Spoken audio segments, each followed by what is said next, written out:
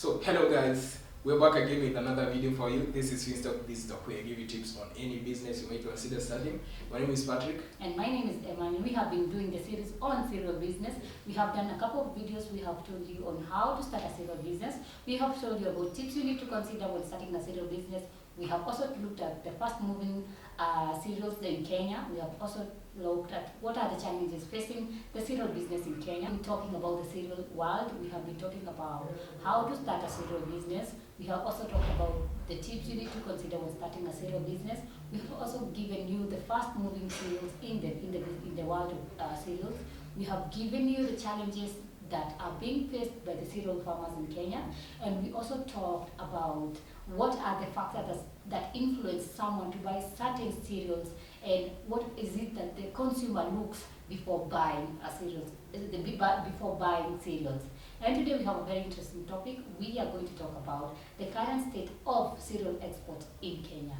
I hope you will learn a thing or two. So in the world of cereals, there are some things that have been emerging, and there has been a decrease in sales of the cereals. And according to the report that we had gathered, that in 2017 the export was 11.7 billion, and that is there has been a 24% decrease. A very big decrease. And this has been brought about by the factors like low yield production and high cost of living. These are some of the factors that have been bringing a decrease in the sales of cereals. And I think this decrease, we actually did another video explaining the problems that the farmers are facing. I think those problems might have a huge part to play in this decrease, because you'll find that there is bad road to transport the yields after farming. There is corruption in the industry, so a lot of those factors. And then there is another thing that is happening in the world of cereals is that the main cereal we are exporting is maize, and the volume of maize export has decreased over the years, and this is because of high competition and the high product cost. So you find people are not really managing in exporting the cereals, but now they have decided to venture into maize. Oh, so I think this is because there is a higher rate of competition from other countries which have emerged and come up with maybe they are exporting the same product, or you can find that the countries that we used to export maize to, they are farming their own maize.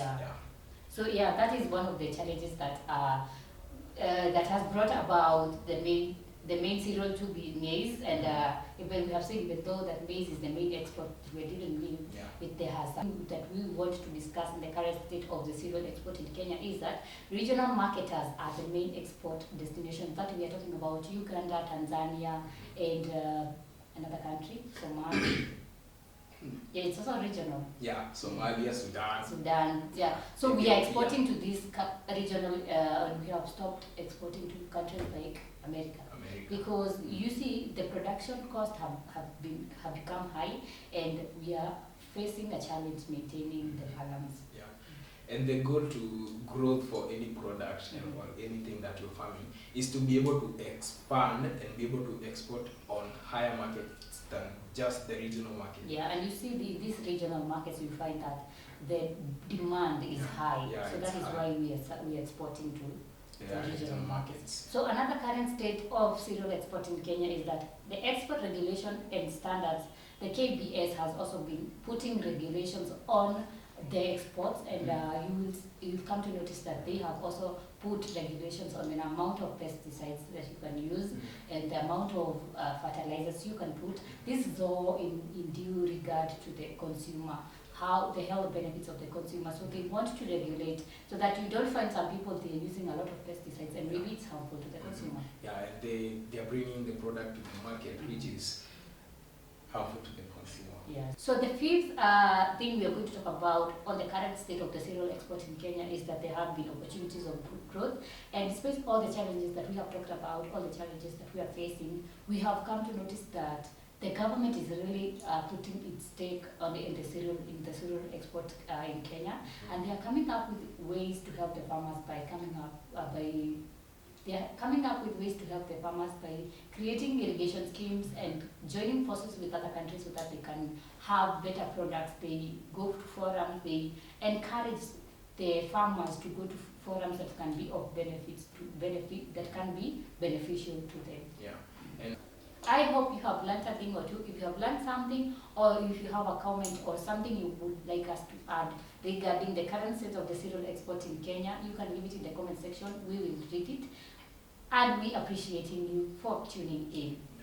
We also offer some courses here at Finstock University College that are going to be helping you in your agricultural business. Any business that involved agriculture, maybe beekeeping, poultry farming, dairy keeping, anything that involves agriculture, you can enroll for a course at Finstock University College, and you can level up your skills on agribusiness.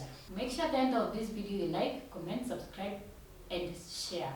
Hit on the notification button so that every time we upload a new video, you can be notified. Until next time, goodbye.